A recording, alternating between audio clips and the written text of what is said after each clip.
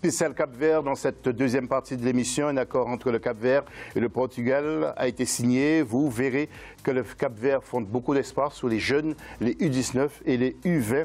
Et vous nous en parlez, eh bien, tous ceux qui sont sur le plateau avec nous, justement, nous allons vous les présenter. Tout d'abord, eh bien, Jimmy Modeste.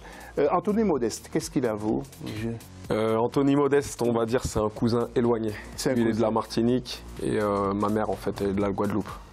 Voilà, merci pour cette précision qui entraîne l'entente Saint-Gratien et puis qui est responsable de l'école de football de Noisy-le-Grand. Et puis il y a bien sûr monsieur Darouala. Darouala, vous permettez que je vous appelle monsieur, parce que vous êtes un grand monsieur de la musique. Monsieur. Malienne, vous vous occupez de pas mal d'artistes et qui sont très bons. Et puis Andrea Lévy qui nous a rejoint. Andrea, j'ai noté dans votre synthé que vous êtes dans 10 agences. Anti-agency, oui. Ouais, sport. Et AMJ Sport. Ouais, et puis journaliste. Vous n'avez pas eu du mal à vous intégrer dans le monde du football comme ça, cap-verdien? Vous êtes la seule femme à faire autant pour ce football. Comment ça s'est passé? Alors, juste une petite précision, je ne suis pas journaliste. C'est dans le cadre de Andy Agency où je fais un petit peu de promotion pour le Cap-Vert. Ouais. Et quand on fait la promotion d'un pays, c'est soit par les artistes, soit par les sportifs, notamment les footballeurs. Donc voilà, c'est comme ça que je me suis intéressée au football à la base, grâce à mon pays, le Cap-Vert. Et puis voilà, je voulais apporter ma petite pierre à l'édifice. Et une musique qui fait beaucoup de progrès, c'est le kizomba. C'est du Cap-Vert, c'est vrai. C'est du Cap-Vert aussi, le kizomba. C'est angolais à la base, mais après, il y a une petite confusion entre le nom de la danse et la chanson. Donc c'est un autre débat, on ne va pas trop en parler. C'est un autre débat. Mais c'est les Cap-Verdiens, effectivement, qui l'ont beaucoup démocratisé, on va dire. Je voulais juste ouvrir une parenthèse parce que j'adore le kizomba. C'est pour ça que je vous pose des questions. Nos artistes Cap-Verdiens sont très forts aussi. Oui. Ah, ben voilà. Nous allons tout de suite nous adresser aux internautes, comme d'habitude.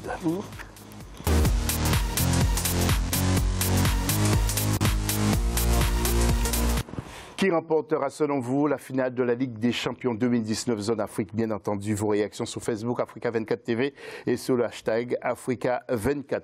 Le dossier de l'FC tout de suite.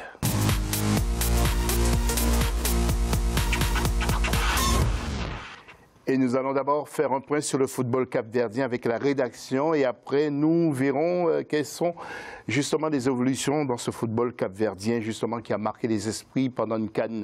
Et le sujet de la rédaction qui est signé justement Cheikh Omar Jonathan Bandaogo. Regardez.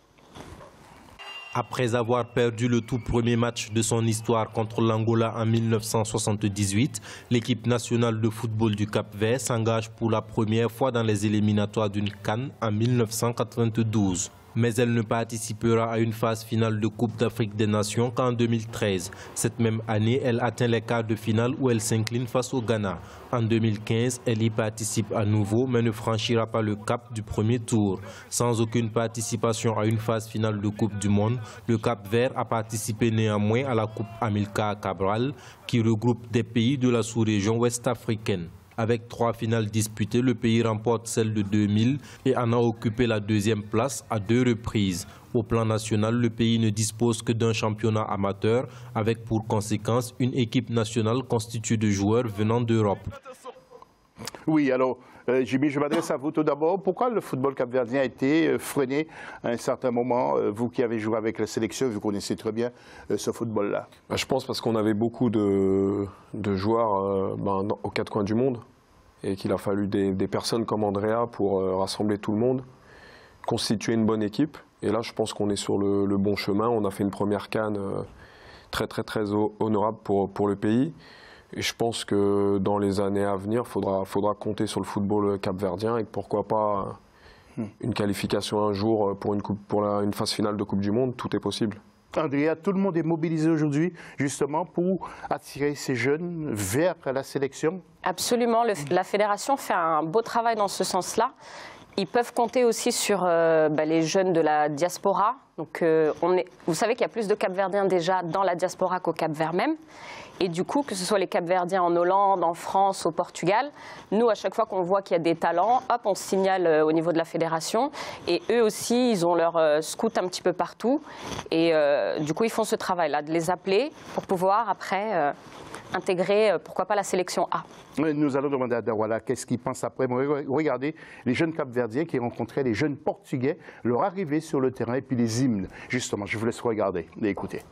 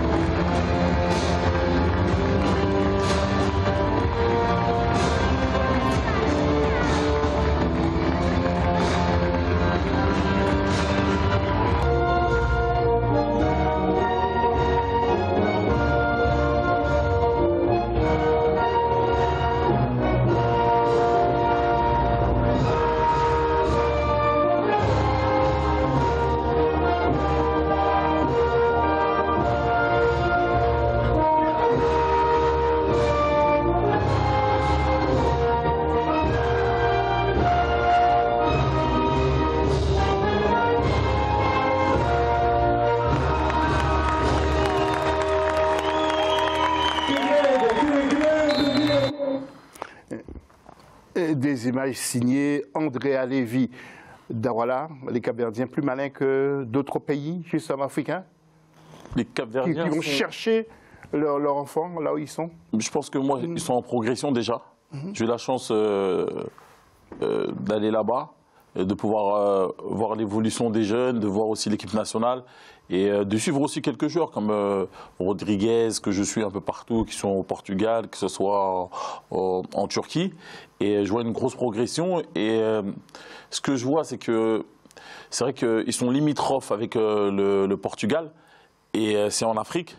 Donc ils ont un fibre pas comme les autres en fait. Ils ont une ADN en fait. Pour moi, le Cap-Vert, ils ont une ADN que dans les prochaines années, à mon avis, ils vont faire quelque chose. Déjà, ils vont déjà aller pour moi loin en Coupe d'Afrique.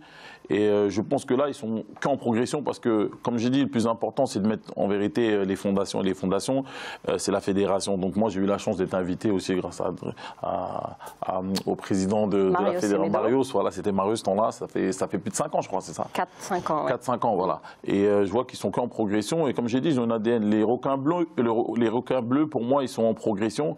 Et avec toute la communauté et comment ils sont en train on va dire, faire monter la chaîne, faire monter les informations des jeunes qui sont ici et un peu partout, ça peut que les aider et je pense que les prochaines années, il faudra compter sur eux. Et puis, c'est la maturité des jeunes qui impressionne énormément. Écoutez, le secrétaire adjoint auprès du ministère des Sports, Carlos Montero. Écoutez ce qu'il dit. Donc la politique du gouvernement, c'est d'aider la fédération, en ce cas la fédération de foot, à créer des conditions parce que ces jeunes joueurs et les sélections de jeunes du Cap-Vert puissent faire beaucoup de jeux et puissent participer dans plusieurs compétitions. Et de cette manière, on peut aider à découvrir des futurs requins bleus pour notre pays. Alors, Jimmy Modeste, vous avez un rôle moteur, justement, vous êtes là pour les influencer. Comment vous êtes ici en Europe pour aller leur parler? Comment ça se passe? Non, je ne vais pas dire que j'ai un rôle moteur, mais il y a Andrea qui est là pour ça. Et nous, on est là, on va leur ouvrir les portes. Parce qu'ils sont nombreux. Ils sont nombreux. Voilà, donc c'est à nous, Cap-Verdiens, de leur ouvrir des portes dans les clubs français pour les permettre de grandir. Et le jour où ils vont arriver en France, ce sera un plus pour la sélection. Donc, les orienter, quoi. Voilà. Les orienter pour que ça puisse. Alors justement, les jeunes sont impressionnés, ils sont surpris. Il y a un d'entre eux qui a été surpris d'être appelé justement avec l'équipe du Cap-Vert. Et après, Andrea va nous expliquer un peu comment les jeunes ont vécu ce stage. Il s'appelle Rémi Mendez Cabral, qui ne croyait pas à sa sélection. Écoutez. Non, au début, clairement, je pensais que c'était une blague. C'est qu'on se foutait de ma gueule. Après, il m'a appelé. Après, là, j'ai cru. Quand il m'a appelé, qu'on a parlé, c'est là que j'ai cru. Ensemble, c'était déjà bien. Parce qu'on n'a pas eu beaucoup de temps pour s'entraîner, comparé au Portugal. Mais je trouve qu'on a fait quelque chose de bien encore. À le futur, j'espère que ça va continuer comme ça, qu'on va me rappeler. Andrea, justement, on a l'impression qu'ils attendent que ça, ces jeunes Cap-Verdiens qui sont dispersés un peu partout en Europe. Alors lui, c'est un binational qui est en Suisse. Et effectivement, il était très étonné. Et là, effectivement, c'est un travail qui a été fait par la fédération. Donc, il faut savoir que Mario Semedo, Lui, il était à la tête de la fédération pendant 17 ans et qu'à un moment donné, il souhaitait plus se représenter. Donc il y a eu une nouvelle présidence et pendant cette période, malheureusement, les choses ont plutôt été en déclin parce que le Cap-Vert, on a réussi à atteindre même les premiers. On est arrivé premier au classement africain. Donc il y avait un beau travail quand même qui avait été fait. Et le travail a été en déclin. Donc du coup, tout le monde l'a appelé pour qu'il revienne. Et l'ancien président qui est resté 2 ans, il a été destitué. Ils ont rappelé Mario Semedo. Du coup, quand il est arrivé, il a fait un travail sérieux et il a signé des protocoles, que ce soit avec la fédération en Hollande, parce qu'il y a énormément de Cap-Verdiens aussi là-bas, que ce soit avec la fédération aussi du Portugal. Et là, le but, c'était justement de faire un travail sur la formation, de faire des interéchanges et de créer justement des sélections de jeunes, parce qu'on n'en avait pas. Quand il y avait des sélections de jeunes, c'était plus pour les Jeux de la CPLP, mais on n'avait pas de U19, U20. Donc là, c'était la première fois qu'ils se rencontraient. Ils ne se connaissaient pas, ces jeunes. Ils n'ont eu qu'un seul entraînement. Et contrairement aux Portugais qui se connaissent depuis X années, ils avaient même les champions d'Europe en face. Ils se connaissent depuis longtemps, ils s'entraînent depuis longtemps. Ils ont quand même créé une belle cohésion, une belle amitié. Et ils le disent tous, hein, les jeunes. C'est la même ambiance que ce soit chez la sélection A et chez les jeunes, la même chose. Et la maturité aussi. Je les ai trouvés très, très meilleurs. Effectivement. Ils savent très, très bien ce qu'ils veulent. Ils sont très contents de rejoindre le Cap-Vert. Il faut savoir que ce sont des binationaux. Et les binationaux, justement, ils ont le choix de choisir le pays où ils sont nés, où ils ont grandi, ou le pays d'Afrique. Et généralement, le pays d'Afrique... C'est votre rôle aussi d'apporter l'information nécessaire ici en Europe? D'apporter l'information, pas d'influencer sur le choix, parce que le seul qui peut faire le choix, ce sera le joueur. Vous avez un gros travail à faire. C'est vous qui vous avez...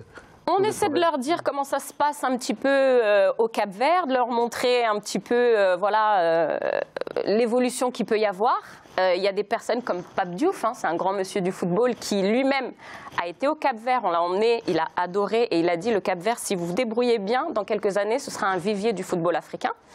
Et il a dit, hein, j'ai vu chez vous des choses que je n'ai pas vues chez moi, ni au Sénégal, ni dans des grandes nations comme le Cameroun, etc. Donc, continuez le bon travail comme ça et dans quelques années, on pourra compter sur les Cap-Verdiens. Une petite mission pour vous, Louis Aguas, qui va nous parler, qui va nous dire quelques mots. Vous allez traduire pour nous, bien sûr, pas en instantané, mais après son passage à l'antenne. Et puis après, nous allons nous diriger vers nos 2 autres invités. Écoutez Louis Aguas. Fiquei contente e foi o que disse aos rapazes ao intervalo também, que se portaram muito bem, que as condições são completamente diferentes. As seleções portuguesas têm todo um histórico e toda uma experiência de anos, muitos anos, e nós estamos a começar. E por isso, para uma primeira demonstração, eu fiquei muito contente. Alors, quel est son rôle, justement? Tiens, Jimmy, quel est son rôle avant peut-être la traduction? On peut faire tout de suite la traduction? Oui, c'est mieux de faire la traduction. Allez-y, parce que je voyais que vous étiez occupé. Donc, il disait qu'il était très content. Déjà, Rui Aguas, c'est le sélectionneur des A. Et il est venu aussi pour voir les jeunes parce qu'il observe et il veut voir qui est-ce qui pourra intégrer ensuite la sélection A. Et il parlait des conditions qui sont complètement différentes entre le Portugal et le Cap-Vert, que la sélection portugaise, ils ont une expérience depuis plusieurs années et que nous, on commence à peine. Et du coup, il est très content pour une première. Jimmy, pourquoi vous n'intégrez pas justement le staff technique auprès de... J'attends qu'Andrea me le propose. Non, mais c'est bien d'apporter un plus à ces jeunes. C'est un coach qui a beaucoup d'expérience. Il a un œil. Donc, pour moi, ça ne fera qu'avancer les choses pour tous ces jeunes. Et là, on prépare le futur. Donc, c'est très, très bien de commencer avec cette équipe U19, U20. Et dans 4 ans, ils auront pris encore plus d'expérience. Et là, ils seront vraiment prêts. Donc, c'est bien de commencer maintenant, on va dire. Oui.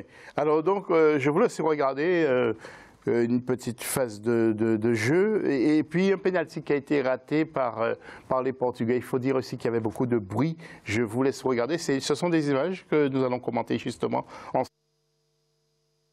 Énormément.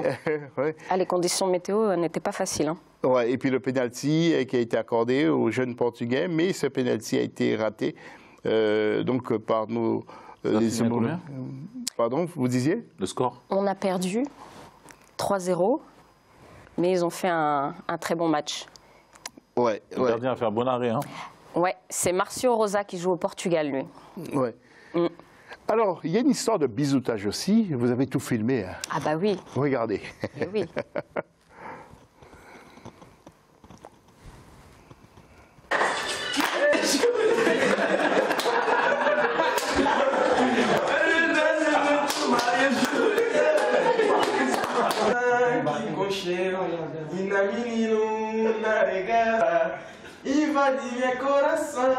C'est lui qui a fait le test à Lille.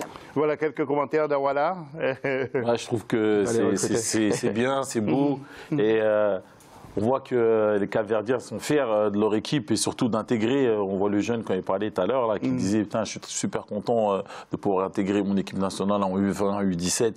Et c'est ça que je dis, c'est une grosse progression. C'est pas dans toutes les nations où la plupart des équipes africaines, c'est des locaux. Là, aujourd'hui, c'est une grosse recherche, c'est une grosse envie de rassembler le Cap-Vert. Et c'est ça que je trouve très intéressant. Et comme j'ai dit, les prochaines années, il faudra compter sur eux. Les requins bleus sont là. Tubarão azul. Tubarão azul. Et cette dernière image que nous allons laisser commenter justement, Andrea Lévy. Andrea, il y a des supporters, mais aussi des supportrices. Tiens, je vous laisse commenter. Eh ben, vous savez qui c'est? Non. Elle s'appelle Lucia et c'est la fille de Lúcio Antunes, celui qui nous a ramené à la CAN de 2013, l'entraîneur qui avait couru avec le drapeau du Cap-Vert, notre sélectionneur à l'ancienne. Donc c'est sa fille. Voilà, elle a baigné dans le ballon, donc voilà. En tout cas, vous avez fait un gros travail hein, au Portugal. Hein. Je considère même pas ça comme un travail, c'est un plaisir. Voilà. Et puis bien sûr, je trouve qu'on ne parle pas suffisamment du Cap-Vert, surtout en France, vu qu'on est francophone. On parle que des Africains francophones, donc voilà. Et puis chaque fois, vous pensez à Africa 24, c'est vraiment extraordinaire. Chaque fois. Vous avez vu ça? C'est vraiment sympa, c'est vraiment sympa. Et je vous tire un coup de chapeau.